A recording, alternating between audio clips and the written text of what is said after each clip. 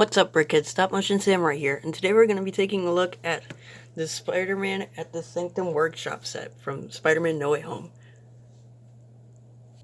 The build is the Sanctum Workshop as it appears in the movie. The Sanctum Workshop is basically just the basement of the Sanctum Sanctorum, and there's tons of cool details, so let's get into it. On this side of the build, we have a large shelf that contains a bunch of items, including a toolbox. We have a chest with some tentacles coming out of it, because that's probably Gargantos from the Gargantos Showdown. I might have foreshadowed that. A really nice hourglass piece, a boombox, a cup, a cookie, and a really cool sticker for a Who is Peter Parker newspaper on the computer. This chair can also be spun around, and behind here we have a lamp. There is also a spider web up in this corner. To the right of the main door frame, we have this small area with a bunch of tools, such as a wrench, a hammer, an oil can, a drill, a bottle, a crystal, which, speaking of crystals, inside this barrel, you can find two different colored crystals, a red one and a green one. Putting that back, we also have a few drawers here, which one of these drawers contains a wrench and a vial of something. But right next to that shelf, we have this cup back here, as well as a really cool build for a geode sculpture.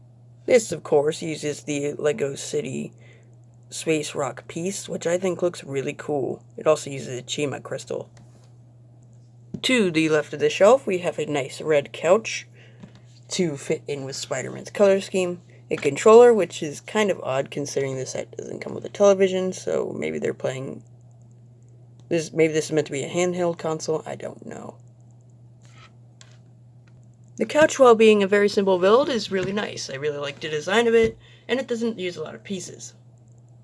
To the left of the couch, we have this really nice chandelier piece, or candelabra, not chandelier, which of course can fit 3 minifigure candles and be held by a minifigure on this little bar down here. Up here we have a nice blue bicycle, which you can of course fit a minifigure on. This is a really cool color. That just sticks into the wall with a jumper stud with some snot bricks. Let's move on to the door frame. The door frame in the film actually leads to the prison area where they keep all of the villains. It has some really cool stickers for this kind of like pattern design, but the really interesting part is behind the build, so let's flip it around. Firstly, over to the left here, we have a really cool blue scorpion.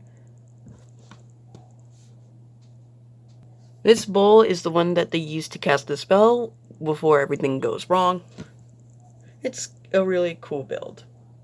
And finally, on the inside, we have a spider, because this is a Spider-Man set, a gem, and a small statue of something. There's some really nice rocky details on the side, too. Our last build of the set is this really cool monster, which the color scheme kind of reminds me of the scorpion. He uses some vine pieces for his legs, and some really cool techniques, such as this part here being clipped on like this, and some rugged plates to make this really cool looking monster that, of course, you can move the arms and the head. I mean, you can move the legs too. But, yeah, that's it for the minifigures of this. That's it for the build of the set. Let's get to the minifigures. Starting out with this Spider-Man integrated suit. Wow, this is an amazing figure. He uses the same Spider-Man head as the others, like the Far From Home suit, but it has a brand new torso print with the gold spider, no dual molded arms unfortunately, and the gold spider emblem on the back, as well as some really cool and detailed dual molded legs. This is definitely a really good Spider-Man suit, and it was amazing in the movie. Next we have Michelle Jones Watson. This minifigure isn't really accurate to her appearance in the film. She doesn't really sport that hairstyle. not the right jacket, but still, there's some nice pieces.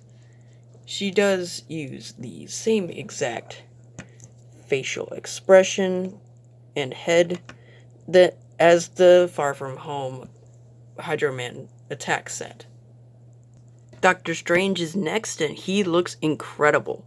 This is a brand new Doctor Strange minifigure and exclusive to this set.